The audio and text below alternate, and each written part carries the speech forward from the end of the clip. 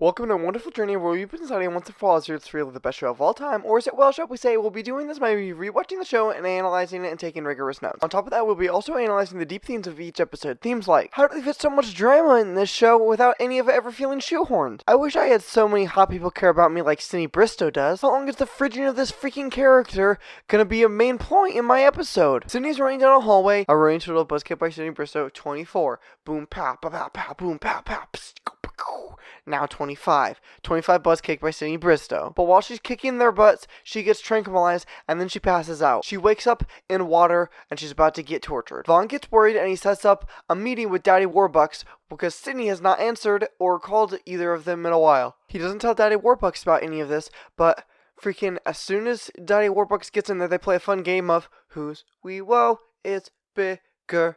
They're the same size. Sydney starts getting tortured and she ends up making a deal. Hey, if you can actually help me do this, then I will actually go talk to him and then you guys cannot kill me and then we both have the information. And they go, okay. So they let Sydney out and she walks over and she starts talking to him and she's like, hey, we really need to escape. And he's like, no. And she's like, but hey, like, come on, can we just escape, please? And he's like, no. And he's like, but, and Sydney's like, but if you just come with me, then I'll help you escape because they're going to kill both of us. And he's like, no. Also, you look kind of familiar. And Sydney's like, what? Why do you recognize me?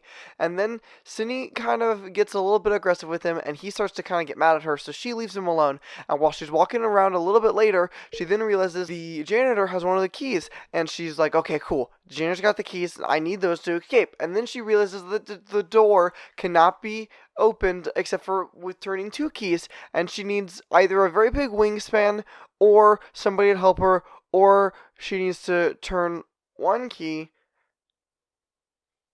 to turn the other key. I don't really understand why it was such a freaking big deal, but she acts like she needs his help. So she goes back and she tries to talk to him again. And oh boy, oh how, this time, instead of coming off as hot as she did the first time, she just says, hey, you do good art. And then she tells him that he's essentially the Winter Soldier and he starts to have a panic attack. And she is freaking relentless. And he has more of a panic attack. I would argue that if you're trying to talk to somebody and you give them a little bit of a panic attack, maybe that keep saying the things that are triggering that isn't the best way to get this person on your side.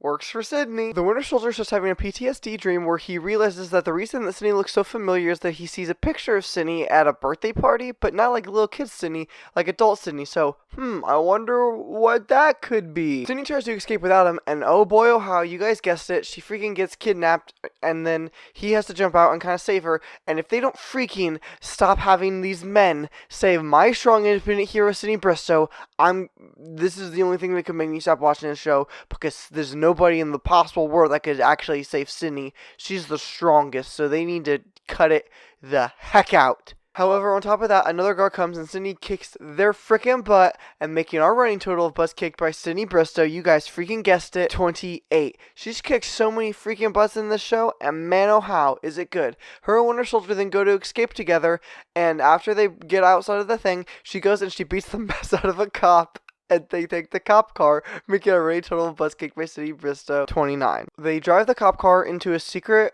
cabin and then they stay there for a little bit, and while they're there he calls her Sydney and she goes, what, I never told you my name? How do you know my name? And then he essentially says, hey, I did this murder. And oh boy, she realizes that he's the person who killed Vaughn, and then she cries about it for a very long time and she runs outside.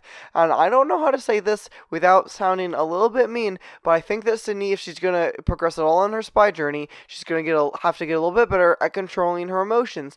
That could just be me saying that. She then goes back and she's like, it's okay, you were kind of just tortured. You know, kind of like exactly like Iron Man did in the movie. He goes, oh, it really wasn't your choice at all. You were literally being mind controlled.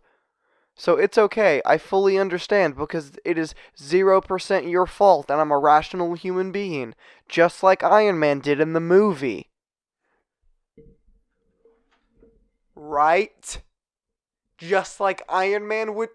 Stupid. This just goes to show you how sucky Iron Man is, especially in comparison to the superstar Sydney Bristow. She then essentially lets Winter Soldier go and live his own life and be his own person. She then goes back to the US and she meets with Vaughn, and Vaughn goes, hey, just so you know, I met with your dad, and first off, mine's way bigger, and second of all, he does know, and he talked to me when I had a meeting with him about he does know that I read a file, and that I gave him your file, and we're all sitting there like, Yeah, she freaking yelled at him about stuff that she read in his file. Of course he knows that she has the file, my dude. What are you talking about?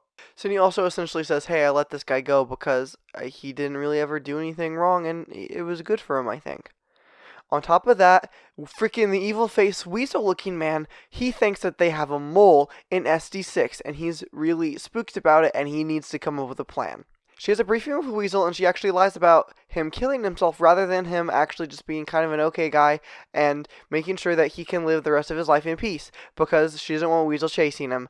And it's really weird because this is the moment when I was watching the show when I realized that how many weird pauses there are on this show. It's almost like they want you to think that at any given moment, any of the characters could kind of maybe just start making out. She goes home and sees Francie actually burning all of the Thanksgiving stuff because I guess this is a Thanksgiving episode, and all the food's been burned, and she laughs at her and makes fun of her, even though I don't think it's probably that hard to not burn all of the stuff.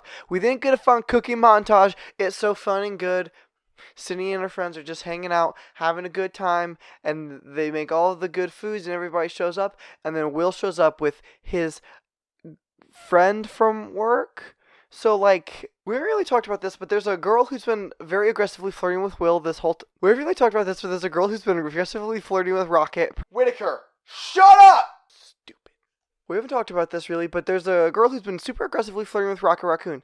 And Rocket always kind of says, you're a little bit young for me, and then apparently he brings her only because her parents are out of town, and not because he likes her at all, or she likes him at all, even though he knows that he likes her at all. And then we get a very fun scene of her and Sydney kind of sort of being jealous of each other, and man, oh how, is that just such a fun shenanigan, and I can't wait to see more of that, especially because of how very awkward it played off on the screen. One of those actresses clearly did not want to make that scene.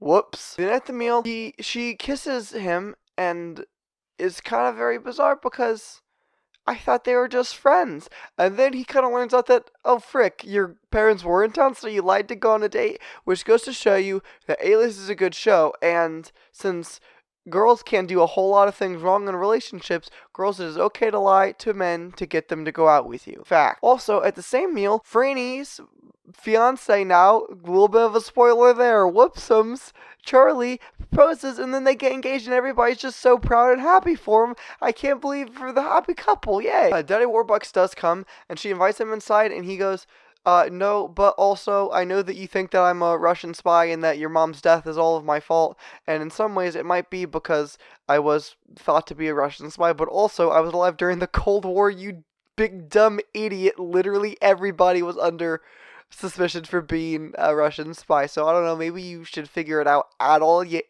dummy. He then leaves. Sunny then goes and has a meeting with the evil face looking weasel man, and he tells them about the next mission that they need to go do for some Rimbaldi stuff. And then she goes back to tell Vaughn about all of this so that she can get her counter mission, but guess what happens while she's talking to Vaughn?